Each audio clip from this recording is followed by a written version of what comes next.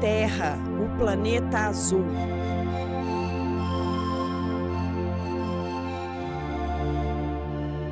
O mundo em que vivemos é quase todo feito de água, que ocupa 71% da superfície do planeta.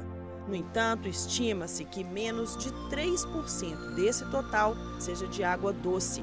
E a maior parte dela está congelada nos polos ou no subsolo.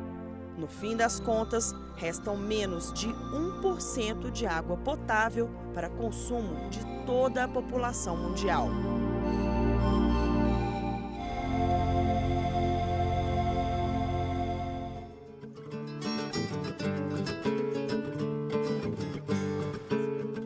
A agropecuária é responsável pelo consumo de 70% da água potável do mundo.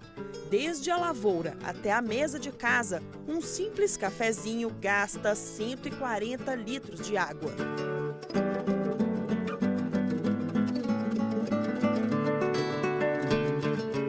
Quando você come um bife ou um hambúrguer, lembre-se que todo o processo para produzir 1 quilo de carne de boi gasta 15.500 litros de água.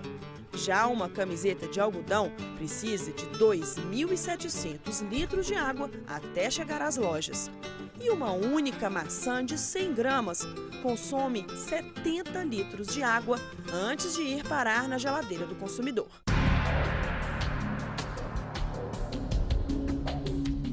Segundo o terceiro relatório das Nações Unidas sobre Desenvolvimento Mundial dos Recursos Hídricos, pelo menos 3 bilhões de pessoas vão sofrer com a falta de água até 2025. E se não forem tomadas medidas para conter o uso desses recursos pelo setor agrícola, a procura mundial por água vai crescer entre 70% e 90% até 2050. O que fazer para resolver este problema? O Fórum Mundial da Água, que acontece a cada 3 anos, se propõe a encontrar respostas. É um espaço para discutir iniciativas que buscam soluções para a escassez de água. A 5ª edição ocorreu em Istambul, na Turquia, e reuniu representantes de 180 países e empresas particulares que trabalham na exploração de recursos hídricos. O Brasil foi criticado no fórum, ao lado de Estados Unidos, Egito e Turquia. Os 4 países se recusaram a assinar a declaração que reconhece o acesso à água como um direito humano básico. O texto atual trata a água como uma necessidade básica. Uma comitiva de deputados esteve no fórum e acompanhou as discussões. O que foi focado nesse fórum pela primeira vez, durante esses 5 fóruns que aconteceram no mundo, que é a questão da mudança climática. Isso aí foi visto com uma visão eu diria, mais aberta.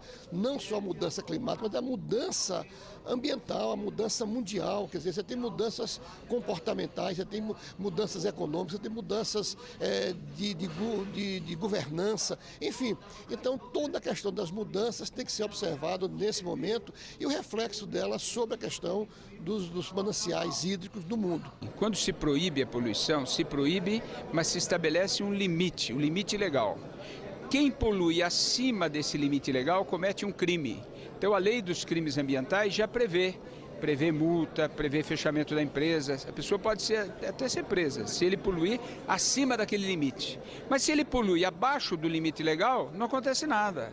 Por isso que a lei de cobrança pelo uso da água vem para cobrar daquele que polui dentro dos limites legais. De toda a água potável do mundo, cerca de 12% estão no Brasil.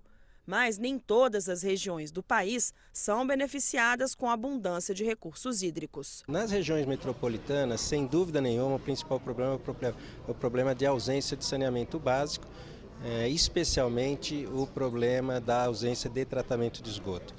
E vem se somando a isso, as recentes enchentes deixam isso bastante claro, especialmente no município de São Paulo, que um outro fator de poluição, aquilo que é chamado de poluição difusa, ou seja, aquele lixo que permanece nas calçadas, na rua, e que em grandes chuvas elas caminham em direção às bacias, elas acabam entupindo os sistemas de drenagem quando existem, e eles contribuem decisivamente para que essas inundações, que além do fator da mudança climática, mas que essas inundações dessas chuvas, elas acabam provocando danos maiores. Um dos grandes vilões que ameaçam o abastecimento no mundo é a poluição. 70% das águas dos rios, lagos e lagoas do Brasil são impróprias para consumo humano. A falta de acesso ao esgoto é a causa de 80% das doenças nas nações em desenvolvimento. Uma vez suja, a água passa por um longo e caro processo para ser recuperada.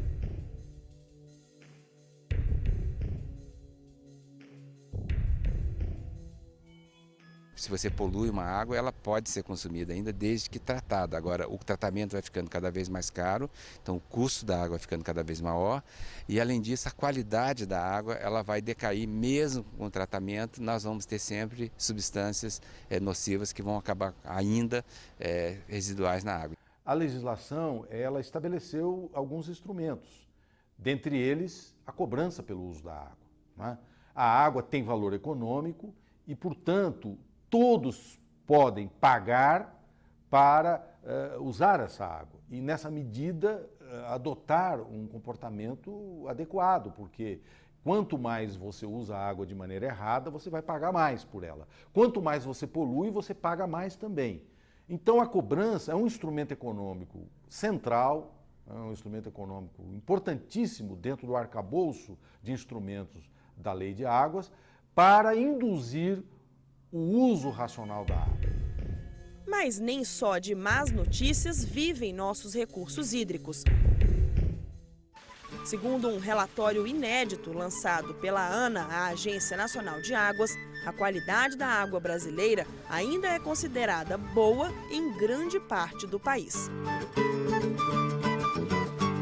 Em geral, a poluição acompanha a população, né? Então, onde há maior densidade populacional, em geral, há mais escassez de água, há mais poluição, né? Destacando sempre que o Nordeste, em termos de escassez, é o campeão aí, onde a água deve ser tratada como realmente, aliás, em todo o país, mas em particular no Nordeste, ela é uma questão de sobrevivência, né?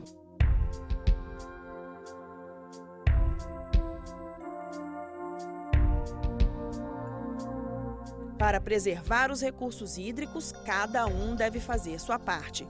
A ONG SOS Mata Atlântica ensina voluntários a medir periodicamente a qualidade da água em diversos pontos do Brasil.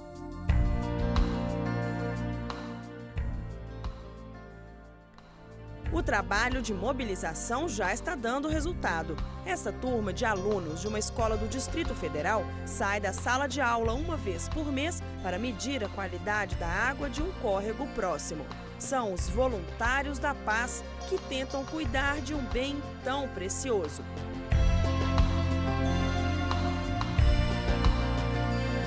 Uma grande força, na verdade, mais do que analisar a qualidade da água, é mobilizar as pessoas, é passar informação. Porque a gente parte de um princípio básico que as pessoas que não têm informação não se engajam em nada.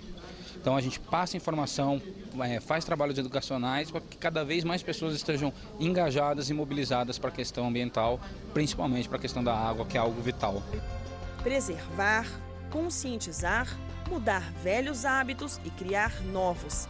A esperança de um mundo mais limpo está nas mãos das futuras gerações.